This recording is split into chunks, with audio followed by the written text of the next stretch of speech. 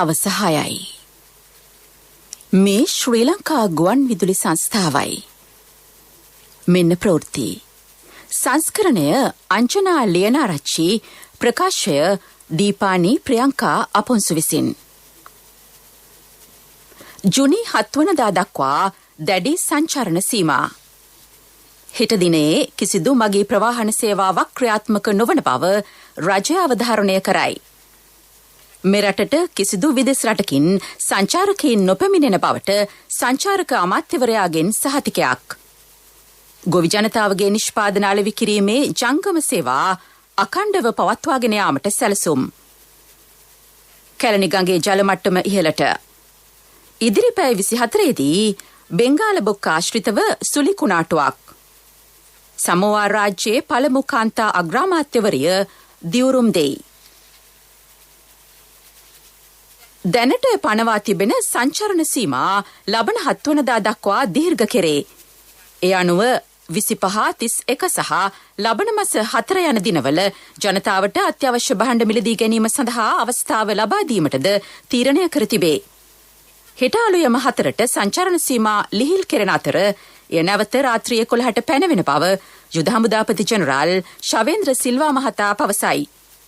අද පැවති විශේෂ මාධ්‍ය හමුවකදී මේ පිළිබඳව අදහස් දැක්වූ යුද හමුදාපතිවරයා.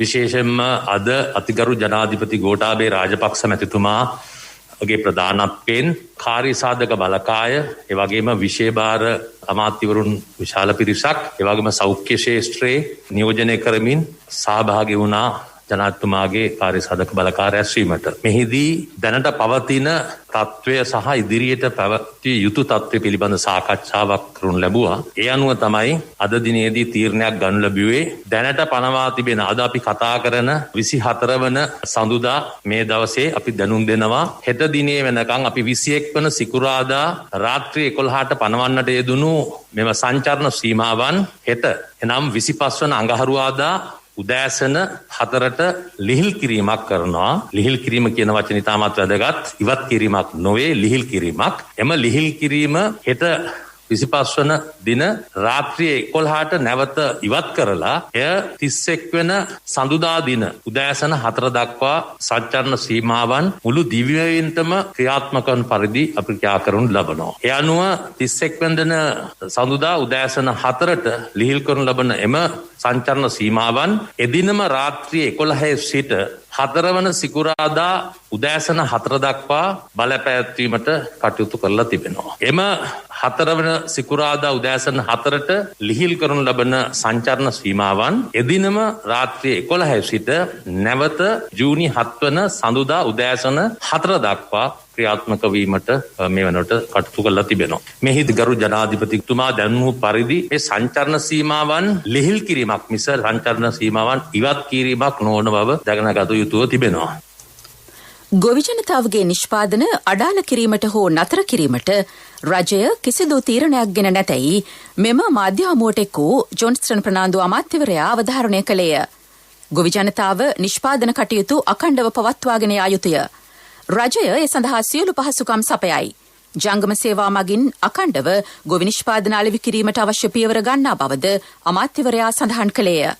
ඒ පිළිබඳව අදහස් දක්වන අමාත්‍යවරයා. ගොවි ජනතාව ඔබ නිෂ්පාදනය කෙරුවොත් විතරයි මේ රටේ ජනතාවට හඬ හම්බෙන්නේ. ඒ නිසා ඔබගේ නිෂ්පාදන කටයුතු නතර කරන්න කිසිසේත්ම රජය කිසිත් තීන්දුවක් කරන්නේ නැහැ. ඔබගේ නිෂ්පාදන කටයුතු කරගෙන යන්න. ඔබ නිෂ්පාදනය කෙරුවේ නැත්නම් මේ රටේ මිනිස්සුන්ට බඩගින්න ඉන්න වෙන්නේ. ඒ නිසා ගොවි ජනතාවට අපි කියනවා ඔබගේ නිෂ්පාදන විකුණ ගන්න ඒ ජංගම රට හරහා ඔබට අවස්ථාව ලැබෙනවා. ඒකට පොලිසියට යන්න අවශ්‍ය වෙන්නේ නැහැ. ප්‍රාදේශීය ලේකම් හරහා ඔබට අවශ්‍ය කරන බලපත්‍රය ලබාගෙන ඒ ජංගම සේවාව කරන්න පුළුවන්. අද පැවති මාධ්‍ය හමුවට එක් වූ ප්‍රසන්න රණතුංග අමාත්‍යවරයා පැවසුවේ කිසිදු විදෙස් මගියෙකුට මෙරටට පැමිණීමට මේ වන විට අවස්ථාව නොමැති බවයි. ගුවන් මගින් මගින් පැමිණීම తాවකාලිකව අත්හිටුවා ඇත. එම තහනම මැයි 31 වනදා තෙක් බලපැවැත්වේ. මේ අතර හෙට දිනේදී විවෘතව තැබිය හැක්කේ සිල්ලර වෙළඳසැල්, ඖෂධ සැල්, මාළු මස් පළතුරු අලෙවිසැල් සහ බේකරි වෙළඳ නිෂ්පාදන අලෙවිසැල් පමණි. රෙදිපිලි අලෙවිසැල් විවෘත කළ නොහැක. මේ සම්බන්ධයෙන් අදහස් දක්වන ප්‍රසන්න රණතුංග අමාත්‍යවරයා. හෙට දවසේ විවෘතව තබන්න පුළුවන්කම තියෙන්නේ සිල්ලර වෙළඳ සැල්, ඖෂධ සැල්, මාළු මස්, එළවලු, පළතුරු සහ බේකරි වෙළඳ නිෂ්පාදන වෙළඳ සැල් වලට පමණයි හෙට දවසේ විවෘත කරන්න පුළුවන්. ඒ වගේම අපි ඉල්ලීමක් කරනවා හෙට දවසේ මේ ස්ථාන වලට අත්‍යවශ්‍ය භාණ්ඩ මිලදී ගන්න යනවා නම් පවුලකින් එක්කෙනෙක් බැගින් යන්න වැඩියෙන් ගිහලා ගැවසෙන්න එපා. ඒක අපි මෙතෙක් මේ දවස් 3-4 කරපු දේ වතුර යාමක් සිද්ධ වෙනවා. අපි එකට එක්කහුව වෙන්න පටන් ගත්තොත්. මාධ්‍ය හමුවට එක් වූ පොලිස් මාධ්‍ය ප්‍රකාශක නියෝජ්‍ය පොලිස්පති අජිත් රෝහණ මහතා පැවසුවේ හිට දිනයේදී හැකිතාක් වාහන භාවිතය අවම කර ආසන්නම අලෙවිසලට පැමිණ අත්‍යවශ්‍ය ද්‍රව්‍ය මිලදී ගැනීමට කටයුතු කරන ලෙසයි. වාහන බලපත්‍ර අවභාවිත කරමින් ගමනාගමන කටයුතු වල නිරත නොවන ලෙසද ඌ ජනතාවට දැනුම් දෙයි.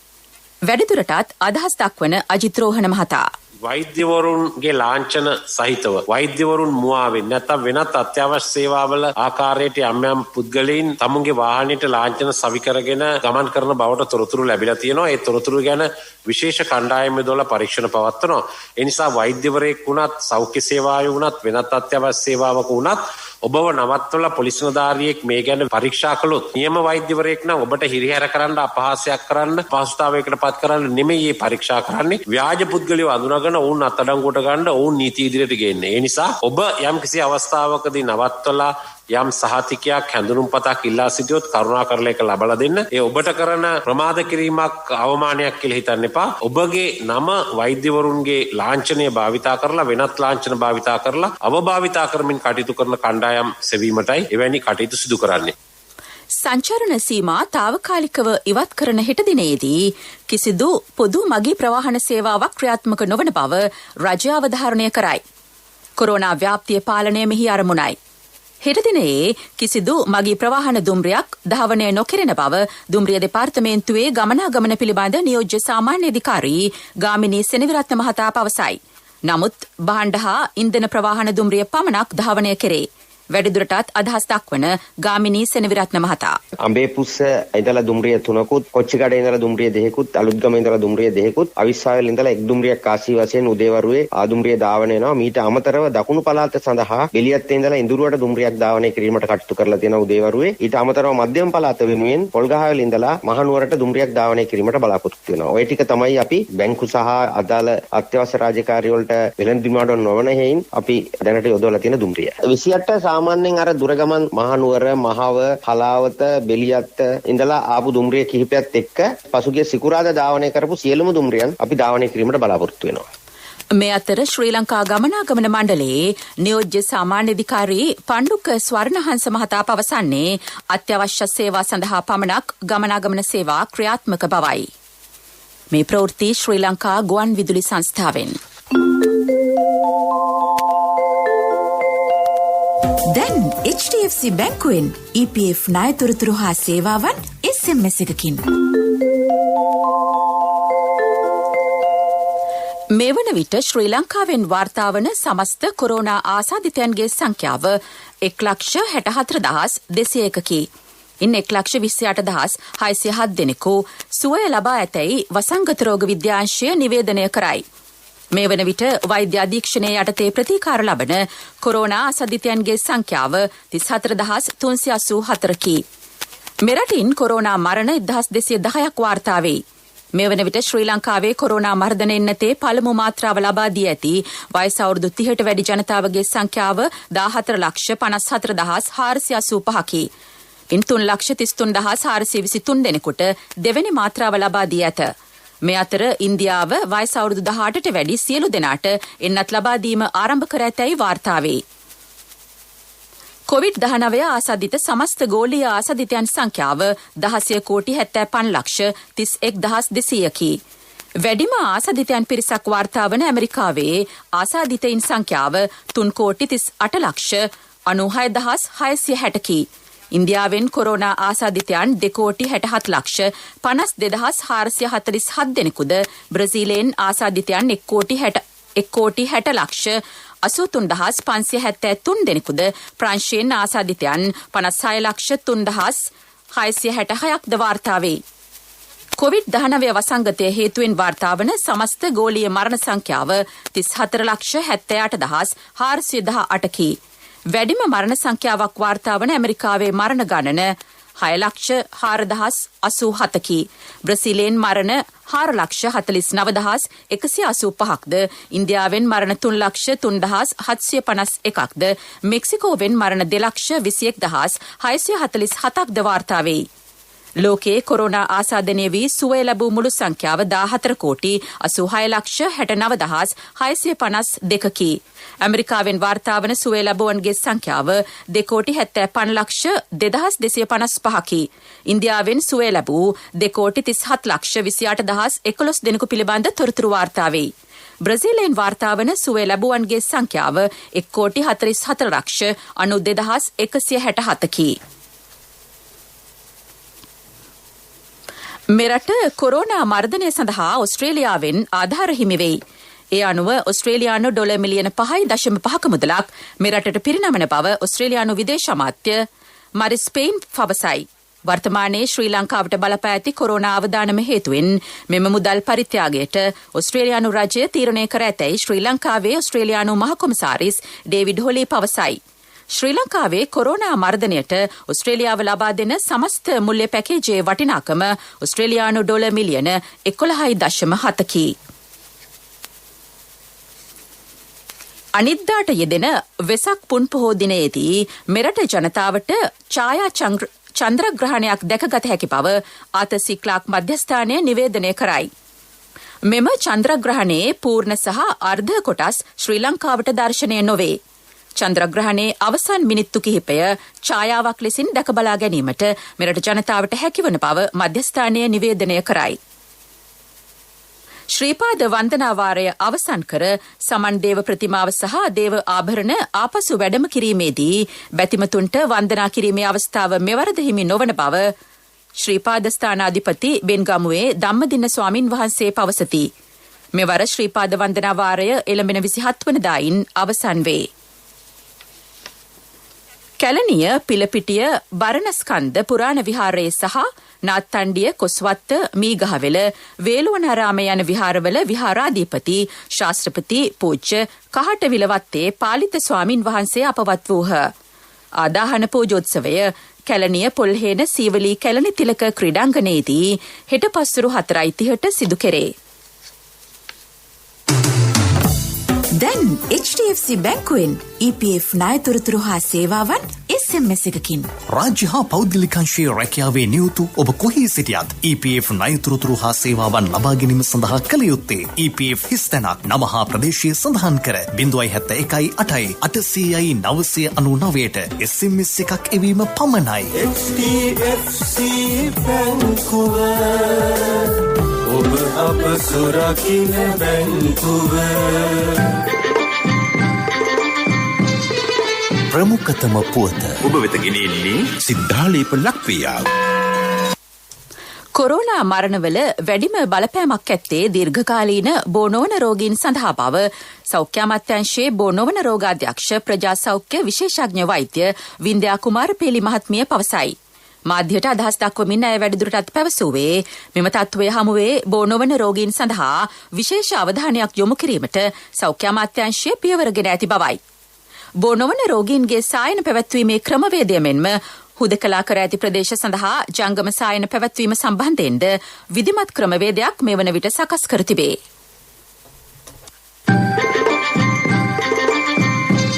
ප්‍රමුඛතම පුවත ඔබ වෙත ගෙන ආවේ සිද්ධාලේප ලක්වියා. ශක්ති හඬ අවධානය පිණිසයි. කුකුලේ ගඟ ජලාශයේ එක් වාන දොරටුවක් විවෘත කෙරේ. නිරිතදිග මෝසම සක්‍රිය වීමත් සමග ඇදහැලෙන අධික වර්ෂාව මෙයට හේතුවයි. මෙම වාන දොරටුව මගින් තත්පරයට ඝන මීටර් 30ක ජල ධාරිතාවක් මුදා හැරේ. මේ හේතුවෙන් කුඩා ගඟේ ජල මට්ටම ඉහළ යා හැකි බව වාරිමාර්ග දෙපාර්තමේන්තුවේ ජල කළමනාකරණ ඒකකයේ අධ්‍යක්ෂ STC සුගේශ්වර මහතා ප්‍රකාශ කළේය. අවට ජනතාවට අවධානයෙන් සිටින ලෙස අනතුරු ඇඟවීම් සිදු කර ඇත. ලෝක ප්‍රවෘත්ති සමෝවා රාජ්‍යයේ පළමු කාන්තා අග්‍රාමාත්‍යවරිය සියදුරේ දියුරුම් දෙයි. විපක්ෂය විසින් පාර්ලිමේන්තුව අගුළු දමා ඇගේ දියුරුම් දීමට විරුද්ධව කටයුතු කළද ඇය තාවකාලික කුඩාරමක අග්‍රාමාත්‍ය දුරයේ දියුරුම් දී තිබේ. ෆියාම් නයෝමි මටාෆා අග්‍රාමාත්‍යවරිය මේ වන විට 64 වැනි වියේ පසුවෙයි. වසර 22ක් අඛණ්ඩව සැමෝවා රාජ්‍ය පාලනය කළේ ටුවිලේපා සයිලේලිය. ඔහුට සිය දුරේ නිල්ලාස්වන ලෙස අධිකරණය නියෝග කර ඇත. එම නියෝගය නොතකා තවදුරටත් බලයේ රැඳී සිටීමට ටුවිලේපා සයිලේල් කටයුතු කරයි. මාධ්‍යවේදියෙකු අත්අඩංගුවට ගැනීම සඳහා බෙලරුස් රාජ්‍ය හදිසියේ ගුවන් යානයක් යලි හරවා ගොඩ බැස්වීම සම්බන්ධයෙන් බටහිර රටවල් සේ විරෝධය පළ කරයි. රෝමාන් පොටසෙවිච් නම් මෙම මාධ්‍යවේදියා බෙලරුස් රාජ්‍යයේ විපක්ෂය නියෝජනය කරන මාධ්‍යවේදියෙකි. මෙම මාධ්‍යවේදියා ගමන්ගත් ගුවන් යානය ලිතුවේනියාව බලා ගමන් ආරම්භ කර තිබියදී ඔහු අත්අඩංගුවට ගැනීමේ අරමුණින් යලිත් ගුවන් යානය බෙලරුස් රාජ්‍යයේ ගොඩ බස්වා ඇත. මෙම ක්‍රියාව දැඩිව හෙලා දකින බව යුරෝපා සංගමය කියයි. ඉන්දියාවේ කොරෝනා මරණ සංඛ්‍යාව මේ වන විට 3 ලක්ෂය ඉක්මවා තිබේ. අතුරුඵලයක් ලෙස කළු දිරිල රෝගයක් මේ වන විට ප්‍රාන්ත 10කට ව්‍යාප්ත වී ඇත. නිල වශයෙන් වාර්තා වන මරණ සංඛ්‍යාව ඉක්මවා මරණ සංඛ්‍යාව ඉහළ ගොස් ඇතැයි එරට මාධ්‍ය වාර්තා කරයි. දෛනිකව ඉන්දිය වෛද්‍යවරුන් 200ක් පමණ මේ යන බවද වාර්තා වේ. පිරසර සංවර්ධනයක පුවත් සම්පින්ඩනය සංවර්ධන පුවත්. හම්බන්තොට රෝහලට PCR යන්ත්‍රයක් මිලදී ගැනීම සඳහා රුපියල් මිලියන 10ක පරිත්‍යාගයක් ලැබී ඇතැයි සෞඛ්‍ය අමාත්‍යාංශය පවසයි. ගුවන් තොටුපළ හා ගුවන් සේවා සමාගම මෙම පරිත්‍යාගය සිදු කර ඇත. ගුවන් තොටුපළ හා ගුවන් සේවා සමාගමේ සභාපති විශ්‍රාමික මේජර් ජෙනරාල් ජී.ඒ. චන්ද්‍රසිරි මහතා ඊට අදාළ චෙක්පත පවිත්‍රා වන්‍යාරච්චි අමාත්‍යවරියට අද බහර දුන්නේය. විදේශ රටවල සිට මේ රටට පැමිණෙන ගුවන් මගීන් පරීක්ෂාවටද ඉදිරියේදී මෙම යන්ත්‍රය යොදා ගන්නා බව සෞඛ්‍ය අමාත්‍යාංශය නිවේදනය කරයි. ක්‍රීඩා පුවත් ඔබ වෙත ගෙන එන්නේ අක්කේ මල් ටිකක් කඩා ගන්නද? හා කඩා ගන්න. ගහමේ තිබ්බට මල් කාටවත් අයිතිනේ. අපේ මිනිස්සු හැමදාම අනුන් ගැන හිතලා තියෙනවා නේද? අපි මංචි සුපර් ක්‍රීම් පැක ගන්නෙ අපිටම විතරක් නෙවෙයි. මේ වසරේ පැවැත්වීමට නියමිතව තිබූ ආසියානු කුසලාන ක්‍රිකට් තරගාවලිය පවතින කොරෝනා වසංගතය හේතුවෙන් 2023 වසර දක්වා කල් දැබීමට තීරණය කෙරේ. ආසියානු ක්‍රිකට් කවුන්සිලේ විධායක මණ්ඩලය මෙම තීරණය ගෙන ඇත. දුව මේ මං අර කිව්ව වෑන් එක මං ගන්නයි බැලුවේ. මෙච්චර ලොකු වෑන් එකක් මොකටද තාත්තේ? කට්ටියම දාගෙන ට්‍රිප් එකක් කර යන්න පුළුවන් නේ ළමයි. අපේ මිනිස්සු හැමදාම අනුන් ගැන හිතලා තියෙනවා නේද? අපි මංචි සුපර් ක්‍රීම් පැක ගන්නෙ අපිටම විතරක් නෙවෙයි. ව්‍යාපාරික පුවත් ඔබ වෙත ගෙන එන්නේ EMV තාක්ෂණය සහිත NSB ATM කාඩ් පත ජූනි 30 වෙනිදා දක්වා නොමිලේ. වැඩි විස්තර 0112 379යි 379 දුරකථන අංකයෙන් හෝ ළඟම ඇති ශාඛාවෙන් විමසන්න. ආර්ථික මධ්‍යස්ථාන සියල්ල තොග වෙළඳ කටයුතු සඳහා අද මෙන්ම හෙට දිනේදීද විවෘත වන බව එහි කළමනාකාරවරු පවසති. මේගොඩ රත්මලාන වැලිසර දඹුල් ඇතුළු සියලු ආර්ථික මධ්‍යස්ථාන ඒ අනුව හෙට දිනේදීද විවෘත වෙයි. ජංගම අලෙවි රථ මගින් රටපුරා නිෂ්පාදන බෙදා හැරීමට හෙට දිනේදී සිදු කෙරේ. ව්‍යාපාරික පුවත් ඔබ වෙත ගෙන ආවේ දැන් වඩාත් සුරක්ෂිත අඛණ්ඩ සේවයක් සපයමින් බැංකු කටයුතු තවත් පහසු කරන EMV තාක්ෂණය සහිත NSB ATM කාඩ් පත ජූනි 30 වෙනිදා දක්වා නොමිලේ. වඩාත් කාර්යක්ෂම NSB ඔන්ලයින් බැංකු සේවාවෙන් ඔබ කොතැනක සිටියත් නොමිලේම ඔබේ බැංකු කටයුතු එසැනින්. වැඩි විස්තර 0112 379යි 379 දුරකථන අංකයෙන් හෝ ළඟම ඇති ශාඛාවෙන් විමසන්න. කොන්දේසි අදාළ වේ. NSB ශ්‍රී ලංකාවේ සුරක්ෂිතම බැංකුව. ආර්ථික පුවත් ආවරණය ඔබේ ඕනම අවශ්‍යතාවයකට සුදුසු මූල්‍ය විසඳුම් දෙන එන අය දියුණු වෙන අය එන LOLC සමූහය එන්න දියුණු වෙන්න. අත්‍යවශ්‍ය සේවා පිළිබඳ මහජන විමසීම් සඳහා විශේෂ දුරකථන අංකයක් හඳුන්වා දීමට රජය පියවර ගනී. 1965 දුරකථන අංකයෙන් ඒ අනුව අත්‍යවශ්‍ය සේවා පිළිබඳ විමසීම් සිදු කළ හැකිය. ජනාධිපති කාර්ය සාධක බලකාය යටතේ ඒ ක්‍රියාත්මක වේ. මහජන ගැටලුද ඊට ඉදිරිපත් කළ හැකිය. යුතුකම් වගකීම් එක්ක සල්ලි ඉතුරු කරන්න ලේසි නෑ. ඔබේ ස්ථාවර තැන්පතට ආකර්ෂණීය පොලියක් හා ආරක්ෂාවක් දෙන්න අපි පොරොන්දු වෙන්නේ ඒකයි. LOLC Finance ස්ථාවර තැන්පතු ඉතිරිය උතුරන්න. 2001 දෙසැම්බර් 13 වෙනි දින නීතිගත කරන ලද LOLC Finance PLC ICRA Lanka limited වෙතින් SLA ස්ථාවර ශ්‍රේණිය ලබා ඇත. 2011 අංක 42 දරන මුදල් ව්‍යාපාර පනත යටතේ ශ්‍රී ලංකා මහ බැංකුවේ මුදල් මණ්ඩලය වෙතින් බලපත්‍රලාභී මුදල් සමාගමකි.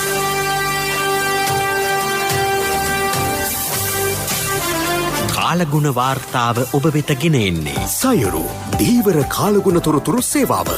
ඔබගේ ප්‍රදේශයට අදාළ කාලගුණ තොරතුරු නොමිලේ එසැනින් ඔබේ ඩයලොග් දුරකථනයට 828 අමතා ලියාපදිංචි වන්න. දීවර හා ජලජ සම්පත් දෙපාර්තමේන්තුව සහ කාලගුණ විද්‍යා දෙපාර්තමේන්තුවේ ඉදිරිපත් කිරීමකි. සයුරු සමග සුරැකීම. කැලණි ගඟේ ජල මට්ටම ඉහළ යමින් පවතී. ගඟ දෙපස පදිංචි වී සිටින රුවන්වැල්ල දෙහියෝවිට හා කන්නත්තොට ඇතුළු ප්‍රදේශවල ජනතාවට දැඩි අවධානයෙන් පත්වන ලෙස කාලගුණ විද්‍යා දෙපාර්තමේන්තුව දැනුම් දෙයි. මේ අතර කාලගුණ විද්‍යා දෙපාර්තමේන්තුව පවසන්නේ බෙන්ගාල බොක්ක ආශ්‍රිත මුහුදු ප්‍රදේශයේ පැවති ගැඹුරු පීඩන අවපාතය මේ වන විට සුලිකුණාටුවක් දක්වා වර්ධනය වී ඇති බවයි. ඉදිරි පැය 24 දී මේ ඡණ්ඩ සුලිකුණාටුවක් දක්වා වර්ධනය වෙයි. මෙම පද්ධතිය උතුරට බරව වයඹ දිශාවට ගමන් කර අනිත්තා දිනයේදී බටහිර බෙන්ගාල වෙරළට ගමන් කරන බවද දෙපාර්තමේන්තුව නිවේදනය කරයි.